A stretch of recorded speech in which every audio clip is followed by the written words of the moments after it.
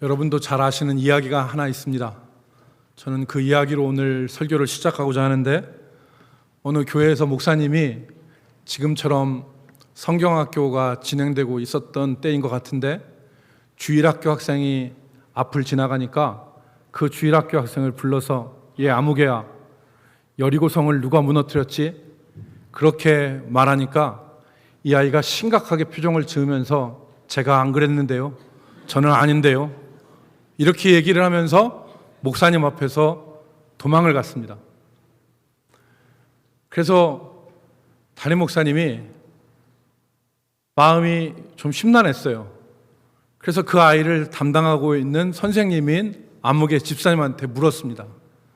집사님, 내가 아무개한테 얘 여리고성을 누가 무너뜨렸니? 라고 물으니까 자기는 안 그랬어요, 자기는 전혀 안 그랬어요 라고 하면서 내빼서 도망갔습니다. 그랬더니 선생님이 하는 말이 심각하게 표정을 지면서, 목사님, 아무개 걔는 그럴 애가 아니에요. 걔는 그렇게 말썽 부릴 애가 아니에요. 걔는 정말 성실한 애예요. 걔가 안 그랬을 거예요, 아마. 제가 걔를 보증해요. 이렇게 얘기를 합디다.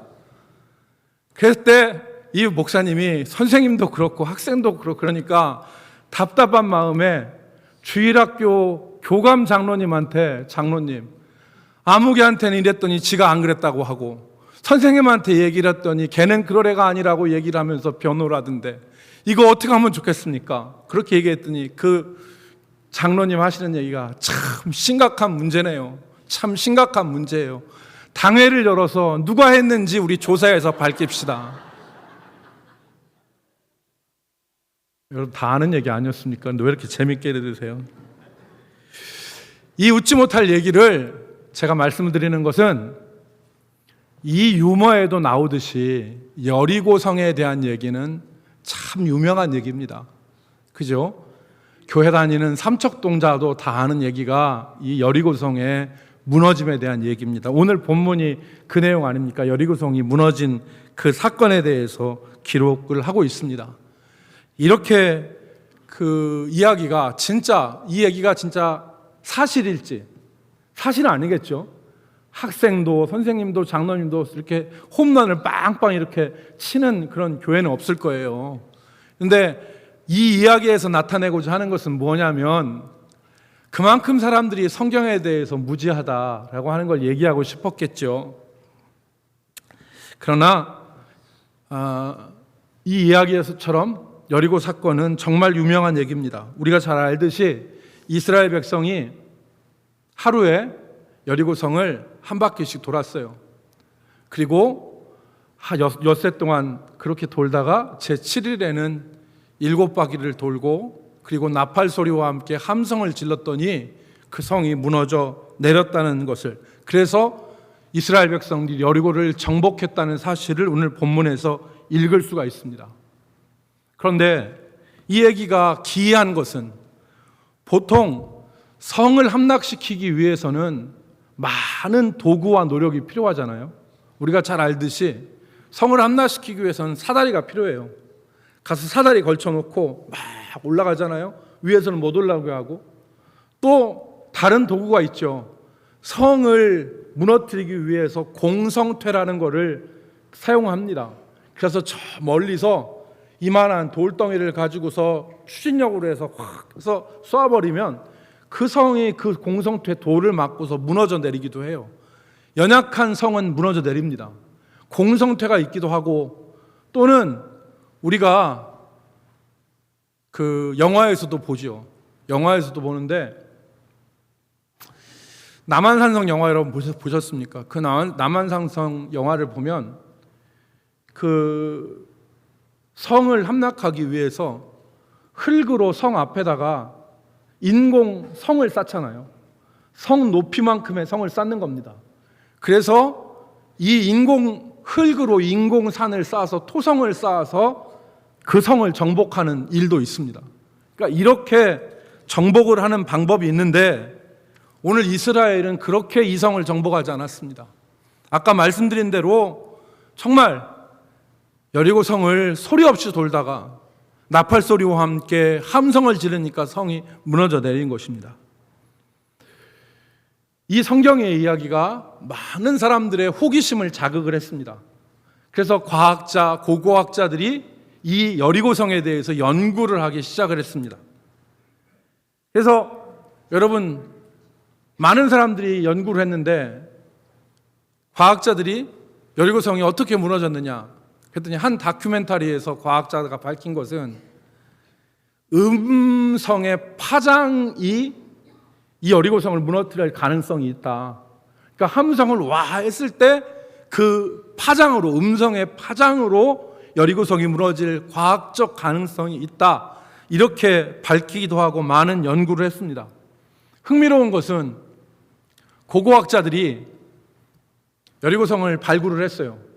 그랬더니 희한한 사실이 하나 있었습니다. 그게 뭐냐면 보통 외부에서 성을 무너뜨리잖아요. 그럼 성이 이 안으로 무너진답니다. 안으로. 그런데 이 여리고성은 독특하게 무너진 걸 보니까 밖으로 무너졌대요. 조금 이따가도 말씀드리겠지만 여리고성은 기초단이 한 5m가 되어지는 돌단이 있고 그 위에 두께가 2m, 높이가 7m인 진흙으로 쌓은 벽돌로 성을 쌓습니다. 그것도 외벽과 내벽이 있는 이중구조예요. 그러니까 쉽게 무너지지 않는 난공불락의 성입니다. 근데 이 성이 무너지는데 안으로 무너진 게 아니라 일반적으로는 성이 밖에서 공격하면 안으로 무너지는데 밖으로 무너졌다 이거예요. 그래서 그 밖으로 무너진 돌들과 벽돌들이 이스라엘 백성들이 성으로 올라가는 사다리 역할을 했다는 겁니다. 그래서 그 무너진 것들을 밟고 이스라엘 백성들이 쉽게 성 안으로 들어갔다는 거예요. 그게 고고학적 발굴에서 나온 얘기입니다. 다른 하나는 여리고성을 발굴해 봤더니 그 성 안에 불탄 곡식들이 상당히 많이 발견됐습니다. 이것은 오늘 6장 24절에 보니까 성을 불태웠다 그랬습니다. 이스라엘 백성들이 그 성을 불태웠는데 그 불태운 성경의 증거가 맞다는 고고학적인 증거라 이렇게 학자들이 얘기합니다. 나눌 얘기는 많지만 저는 오늘 우리 성도들과 함께 이 본문을, 이 여리고성 사건을 어떤 관점에서 보기를 원하냐면 우리는 세상에서 어떻게 승리할 수 있는가 라고 하는 질문으로 이 본문을 바라보기를 원합니다. 우리는 어떻게 세상에서 승리할 수 있는가? 여리고성의 핵심은 하나님이 주신 승리입니다.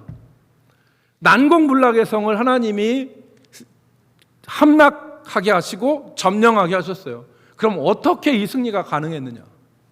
왜 이 관점에서 오늘 본문을 보는 것이 필요하냐면 우리가 다음 주에 볼 아이성 사건은 이스라엘 백성의 실패를 다룬 본문입니다. 그러니까 다음 주에 우리가 바라볼 아이성 사건을 우리는 왜 세상에서 실패하는가에 대한 관점으로 본다면 오늘 이 여리고성의 사건을 우리는 세상에서 어떻게 승리할 수 있는가라고 하는 관점에서 바라보는 것이 유익하다 판단이 됩니다. 그래서 오늘 우리는 이 말씀을 우리는 세상에서 어떻게 승리할 수 있는가라는 관점에서 이 본문의 말씀을 살펴보도록 하겠습니다. 승리의 원인을 우리가 짚어보기 전에 우리는 이 여리고 성의 사건이 있기 전에 이스라엘 백성들에게 있었던 주요한 두 가지 사건을 짚고 오늘 본문으로 들어가겠습니다. 왜냐하면 우리가 지금 창세기 1장부터 시작해서 여리고 성의 사건 여호수아 6장까지 왔는데 시기적으로 다 훑었습니다. 그래서 지난주에 우리는 어떤 본문을 봤냐면 민수기 21장에 나오는 놋뱀 사건을 봤어요. 놋뱀 사건은 이스라엘 백성들이 애굽에서 탈출한 지 40년 되던 해에 이루어진 일입니다. 그때에 이스라엘 백성들은 길로 말미암아 마음이 상하여서 믿음을 잃어버렸잖아요. 원망했지 않습니까? 여러분 지난 시간에 말씀을 드렸어요. 이스라엘 백성들이 에돔이라고 하는 땅을 관통을 해가면 약속의 땅으로 직진할 수 있는데 에돔 사람들이 땅을 지나가는 걸 허락하지 않으니까 이들이 호르산에서 출발하여 홍해길로 에돔 땅을 우회해서 갔기 때문에 마음이 어떻게 했다? 상하였다. 지금 따라하신 분들은 복 받을 분들이에요. 자, 제대로 잘 알고 있으니까 마음이 상했어요. 마음이 상했습니다. 그래서 이들이 놋뱀 사건을 통하여서 이들이 믿음을 회복을 하고 그리고서 길을 떠나서 어디까지 왔느냐? 지금 여리고성 맞은편, 요단강을 중심으로 하면 요단강 서편에 있는 지역이 여리고인데 이 여리고선 맞은편에 평지가 하나 있어요. 그 평지가 모압 평지입니다. 이 모압 평지에서 이스라엘 백성들은 모세가 약속의 땅에 들어가면 어떻게 살라고 하는 것을 교훈합니다. 그 교훈을 기록한 책이 무슨 책이에요? 그게 신명기예요. 신명기는 신자는 거듭이란 뜻이에요. 예를 들어서 당부를 하는데 내가 박석희 집사님 이것 좀 꼭 좀 부탁드려요. 신신당부하잖아요. 이때 신은 거듭이란 뜻이에요. 명자는 신명기라고 하는 것은 하나님의 명령이에요. 그것을 하나님의 말씀을 이전에도 언급했지만 약속의 땅으로 들어가는 코앞에서 다시금 가르친 그것을 기록한 말씀이 신명기예요. 여기서 모세는 이스라엘 백성들에게 하나님 말씀을 가르치고 120살로 생을 마감을 합니다. 모세의 죽음이 이들 가운데 있었어요. 여러분 모세가 성경에 보면 느보산에서 죽죠. 느보산에서. 제가 느보산을 2번 가봤어요. 느보산을 가보면 여리고성이요 어떻게 보냐면 보문산에서 대흥동 보는 것 같아요. 보문산 꼭대기에서 800m 정도 되는데 여기서 대흥동 지역을 보는 것처럼 다 보여요. 모세는 그 땅을 밟지 못했어요. 그러나 하나님이 약속하신 땅이 저렇구나. 그런데 그 땅은 잠시 살 땅이잖아요. 하나님의 영원한 나라가 확실함을 깨닫고 모세는 행복하게 죽었을 거예요. 모세가 죽은 자리를 발견할 수 없잖아요. 어디서 죽었는지 몰라요. 120살로 모세는 생을 마감했어요. 이제 여호수아가 지도자가 돼요. 그래서 이스라엘 백성을 이끌고 역사에 남을 만한 사건을 하나 감행을 하는데 그게 바로 요단강을 건너는 거예요. 이스라엘 백성이 40년 광야 생활을 한 다음에 요단강을 건너요. 그래서 이 요단강이 기이하게 건너게 되죠. 요단강 물이 끊어집니다. 홍해가 갈라지는 것처럼 요단강이 끊어지고 마른 땅을 이스라엘 백성들이 건너요. 그 역사를 경험하고 이제 이스라엘 백성들이 여리고성 앞에 왔습니다. 여리고는 요단강에서 8km 정도 서쪽으로 떨어져 있는 곳이에요.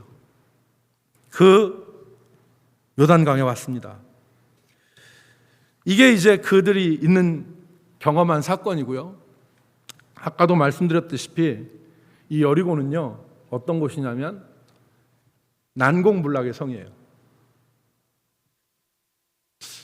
여리고는 아주 비옥한 땅이에요.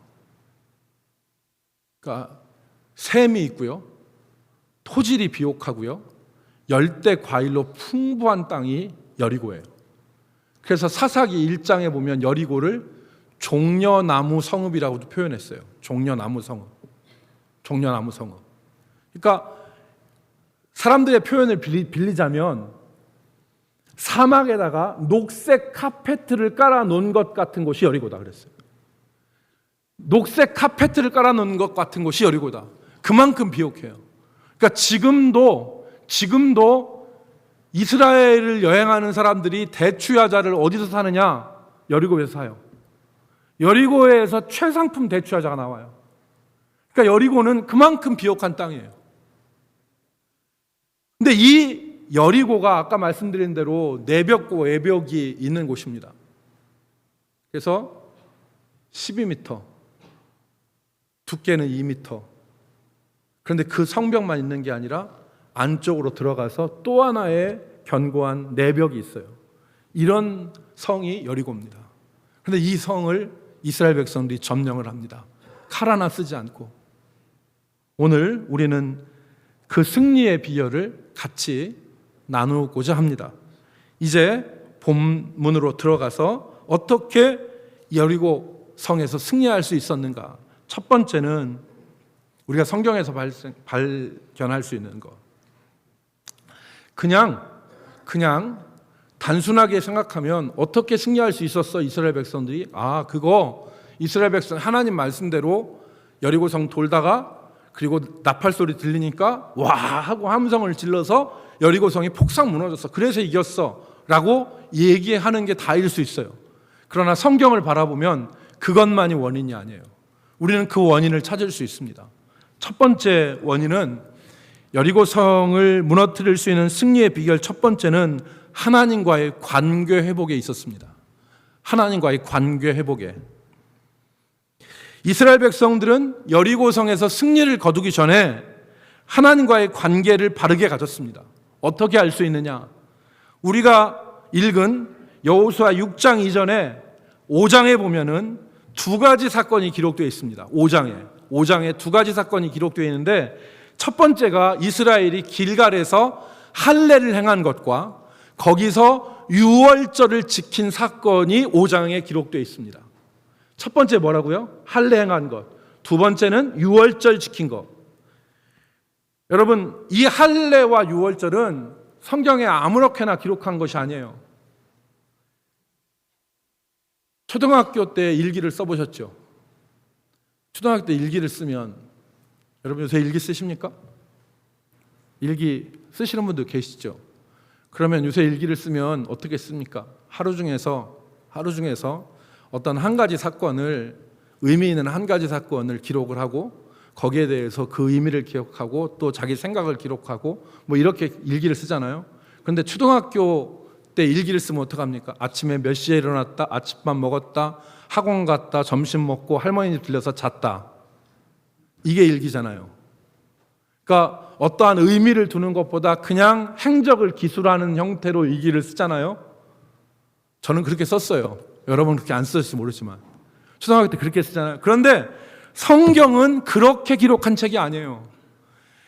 요단강을 건너서 8km 서쪽에 있는 여리고에 도착하기 전까지 있었던 일을 그냥 기록한 그런 기술이 아니라 의미 있는 기술이라고요. 왜 의미 있느냐? 이 할례와 유월절을 지킨 것이 하나님과의 관계 회복에 관련된 사건이기 때문에 기록한 것입니다.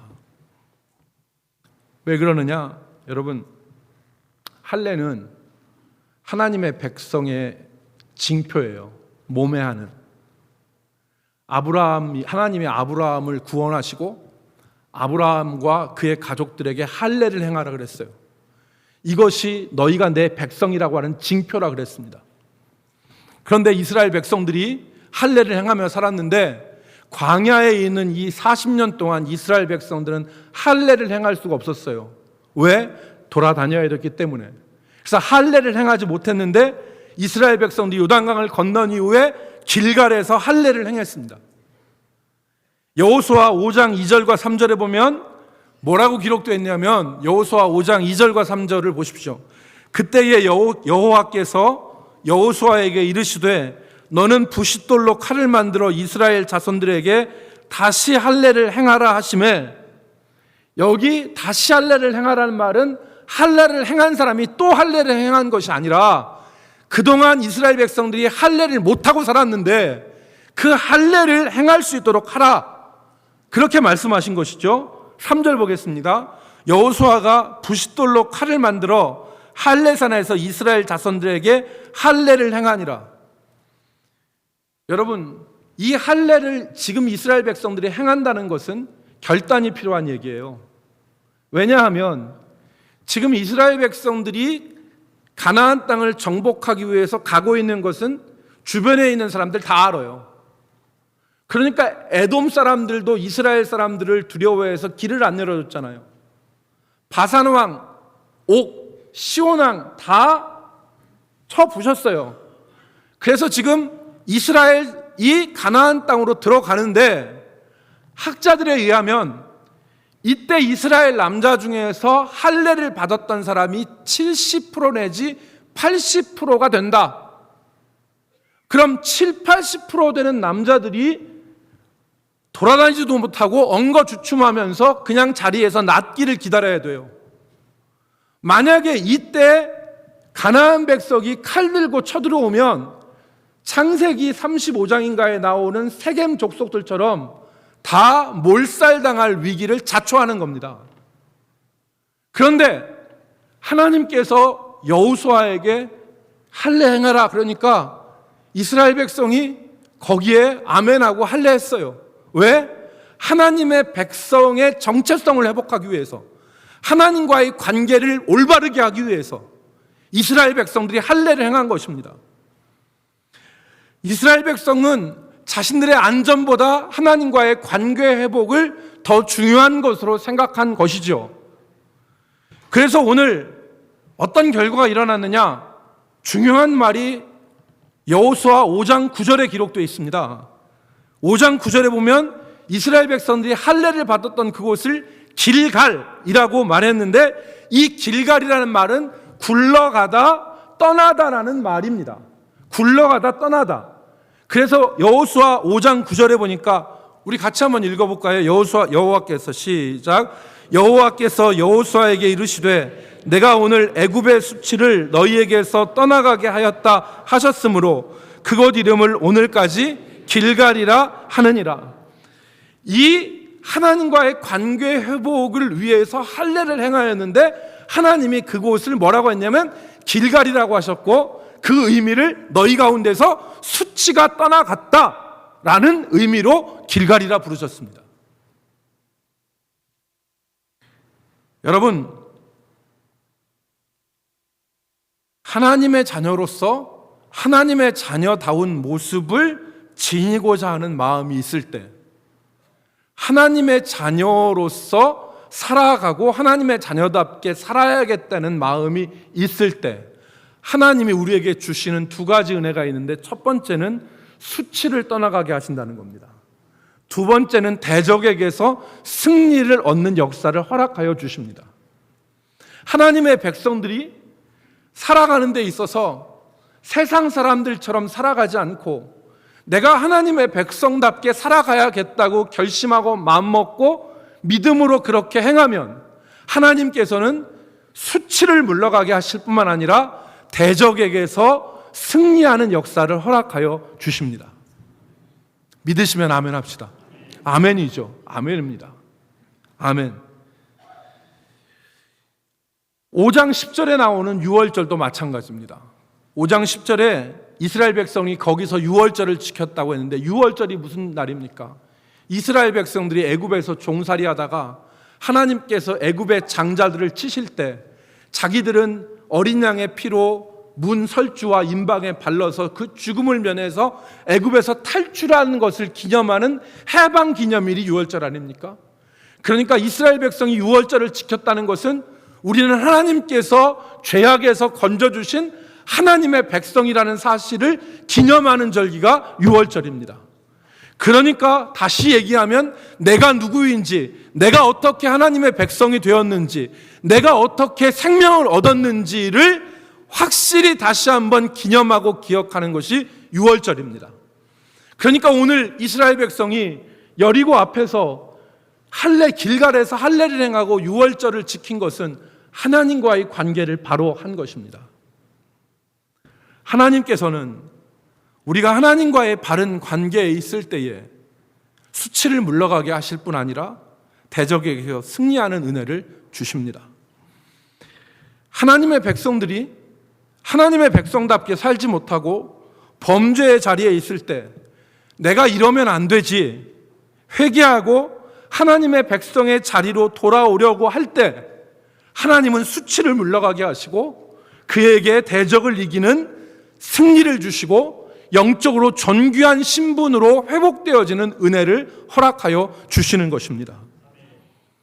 하나님의 자녀가 하나님의 자녀답게 사는 것이 아니라 은혜에서 멀어지고 은혜의 가장자리를 빙빙 돌면서 그렇게 믿음이 떨어진 상태에서 살다가 이것이 아니구나, 내가 하나님의 은혜의 자리로 회복해야겠다고 생각하고 하나님 앞에서 마음의 할례를 행하고 하나님 앞에 바로 살려고 노력하면 하나님께서는 그 사람에게 승리의 역사를 허락하여 주시는 것입니다. 승리는 다른 데 있는 것이 아니라 하나님과의 바른 관계 가운데서 얻어지는 것입니다. 오늘 여리고성은 우리에게 그것을 보여주는 것이죠. 이 나라가 지금 수치를 당하고 있습니다. 한국 교회가 수치를 당하고 있습니다. 여러분, 나라가 얼마나 지금 그렇습니까? 우리 교회가 얼마나 수치를 당하고 있습니까? 여기서 일어나는 방법은 하나님과의 바른 관계를 회복하는 것입니다. 우리 백성들 마음속에 하나님을 두려워하지 않고 하나님 조롱하고 자기 멋대로 살고 자행자제하면서 세상적인 마음으로 백성들의 마음이 흐르는 게 아니라 정말 여러분 이전에 교회를 안 다녀도 십자가를 바라보면 그 마음속에 뭉클함이 있고 내가 언젠가는 하나님의 백성으로 하나님 백성답게 살고자 하는 그 믿음이 우리 백성들 가운데 있었어요. 그러나 지금 우리나라 이 백성들이 그 마음 다 잃어버렸지 않았습니까? 하나님 경외하는 마음 다 잃어버리고 자기의 쾌락을 쫓아서 살아가고 자기의 마음대로 살아가지 않습니까? 오늘 우리 성도들 어떻습니까? 우리 성도들이 하나님 두려워합니까? 하나님과의 바른 관계 가운데서 우리가 살아갑니까? 하나님과의 바른 관계를 회복할 때 하나님이 수치를 물러가게 하시고 대적에게서 이기는 승리의 역사를 허락하여 주시는 것입니다. 오늘 나와 하나님과의 관계는 어떠한가? 나는 하나님과의 바른 관계 가운데 있는가를 생각해서 하나님과의 바른 관계를 회복하는 은혜가 있기를 주의 이름으로 축복합니다. 예배의 자리, 기도의 자리, 헌신의 자리를 회복하여서 하나님과의 바른 관계 속에서 하나님께서 주시는 영적인 수치를 물러가게 하시고 하나님이 주시는 영적인 존귀함을 누리고 싸움마다 다윗이 가는 곳곳마다 승리했다고 하는 승리의 역사가 우리 삶에 있기를 주의 이름으로 축복합니다. 두 번째, 이스라엘의 승리의 비결은 말 그대로 순종에 있습니다. 여리고성은 순종으로 무너진 것입니다. 여리고성은 다른 것으로 공성태로 무너진 것도 아니고 여리고성은 다른 것으로 무너진 것이 아닙니다. 순종으로 무너졌습니다. 이스라엘 백성들이 하나님 말씀대로 하루 돌아라, 나팔 불고 하루 돌아라, 이틀째 돌아라, 3일째 돌아라, 4일째 돌아라, 5일째 돌아라, 6일째 돌아라 그대로 했습니다. 그리고 7일째는 7번을 돌았습니다. 순종이죠. 이 순종으로 여리고성은 무너진 것입니다. 여러분, 순종의 힘이 얼마나 대단한지 여러분은 경험해 보셨죠? 하나님 앞에 순종할 때 기적의 역사가 일어납니다. 여러분, 저는 그런데 오늘 이 순종을 배운 순종이라고 정의하고 싶습니다. 이스라엘이 순종을 배웠다. 왜 그러느냐? 여러분, 요단강을 건널 때 하나님께서 여리고성과 같이 상식적으로는 이해가 안 되는 말씀을 하셨어요. 요단강을 건너는데 그 범람했다고 그랬습니다. 요단강이 범람했다. 그러니까 요단강이 범람할 정도면 이게 상당히 무서울 정도의 세력과 깊이가 있는 것이죠. 그런데 하나님께서는 여호수아에게 뭐라고 말씀하시냐면 요단을 건널 준비를 해라 그렇게 말씀하신 이후에 제사장들에게 언약궤를 매라고 하시고 그리고 제사장들과 백성들의 사이를 2000규빗 오늘날로 얘기하면 900m 떨어지게 하고 제사장들로 어떻게 하냐면 그 요단강 가에서 요단강을 들어가게 하셨어요. 발을 디뎌라. 여러분, 상식적인 거면 배를 구하든지 다리를 놓든지 그래야 되지 않습니까? 강을 건너려면. 그러니까 만약에 그 조립교를 놓든지 부교를 놓든지 하여튼 해서 이 건너가게 해야 되잖아요. 그런데 하나님은 그런 거 전혀 없이 제사장들한테 언약궤 메고 발 디뎌라 건너가라는 거예요. 이게 말이나 됩니까? 그런데 정말 감사한 것은 뭐냐면 이스라엘의 제사장들이 언약궤를 메고 그 강에 발을 디뎌요. 그런데 성경을 여러분 읽어보면 제사장들이 요단강에 발을 디뎠을 때 그때 요단강이 끊어지기 시작했다 그랬습니다. 요단강이 갈라지기 시작했고 그것을 900m 저 멀리서 바라봤던 이스라엘 백성들은 놀랬겠죠. 아, 물이 끊어지네. 야, 제사장들이 건너니까 정말 물이 끊어지네 라고 하면서 박수 쳤지 않았겠습니까? 그리고 제사장들이 요단강 중앙에 있을 때 이스라엘 백성들은 건너가고 다 건너간 이후에 돌 12개 취해서 돌아오지 않습니까? 이 역사를 해서 그 돌 12개를 길갈에다가 세워놓지 않아요? 이 경험을 했습니다. 그러니까 하나님이 요단강 건너라고 했을 때 배운 순종으로, 여러분 히브리서에 보면 예수님도 고난 받으심으로 순종함을 배워서 온전하게 되셨다 그랬잖아요. 배운 순종이에요. 배운 순종.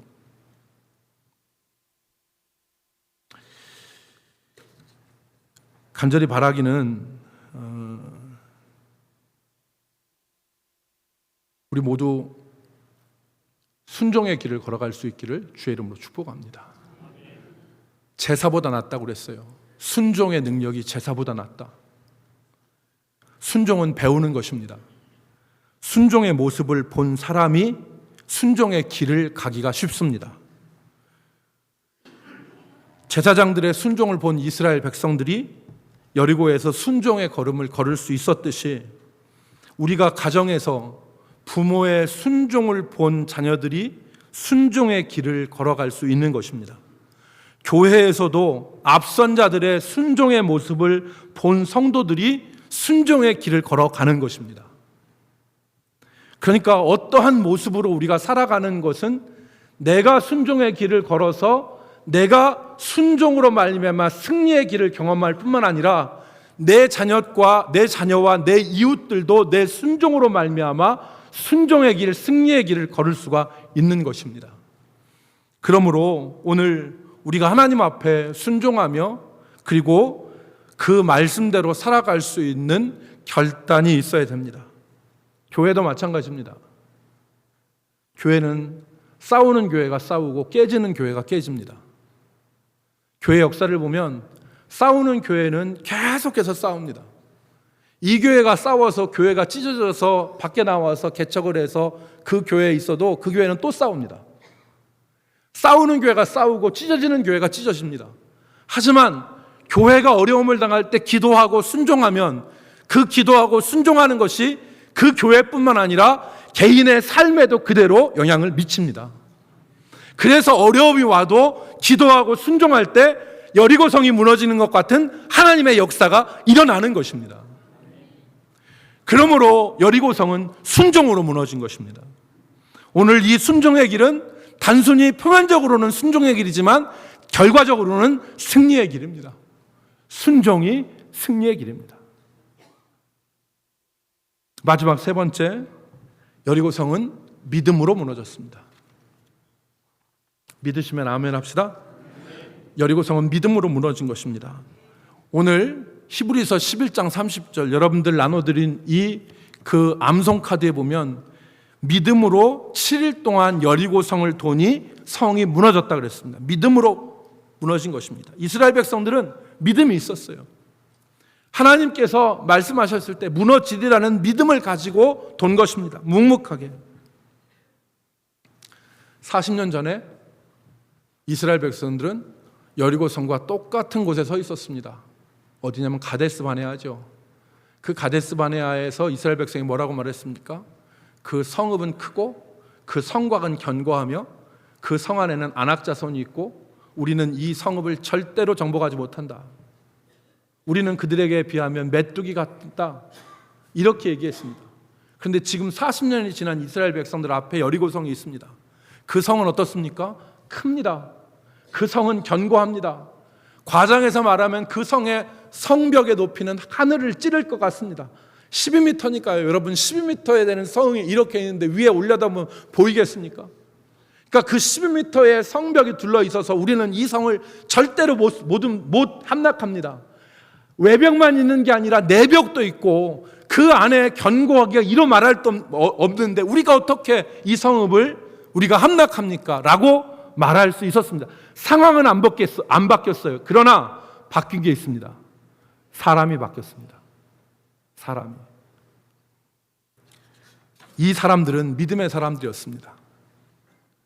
믿음으로 돈 것입니다. 일곱째 날 무너진다고 했으니 무너질 것이라는 믿음으로 돌았습니다. 여러분, 그들에게는 40년 전에 실패를 딛고 일어나는 믿음이 있었습니다. 그들에게는 성장한 믿음이 있었습니다. 오늘 우리에게 그 믿음이 있기를 주의 이름으로 축복합니다.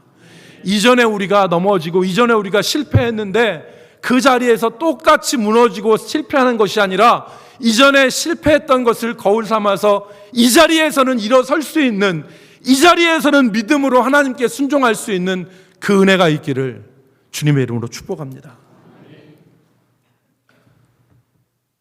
실패에 수업료를 냈으면 진급이라고 하는, 믿음이라고 하는 진급을 우리가 얻어야 될 거 아니에요.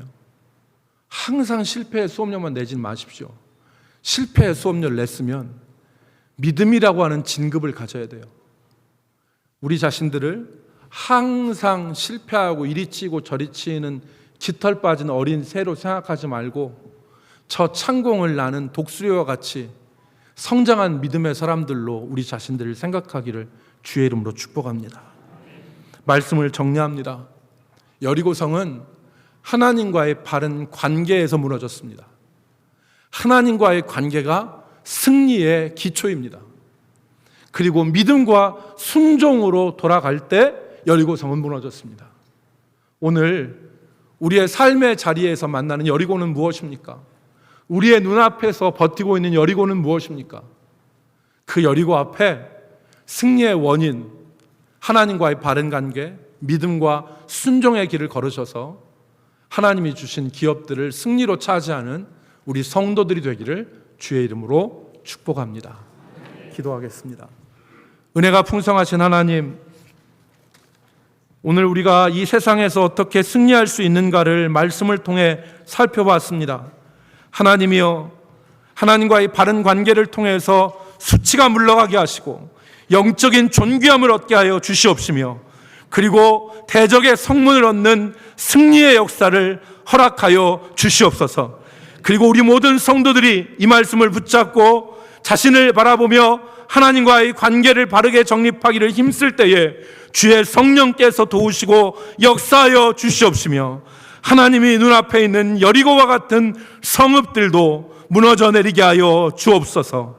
존귀하신 예수님의 이름으로 기도 올리옵나이다.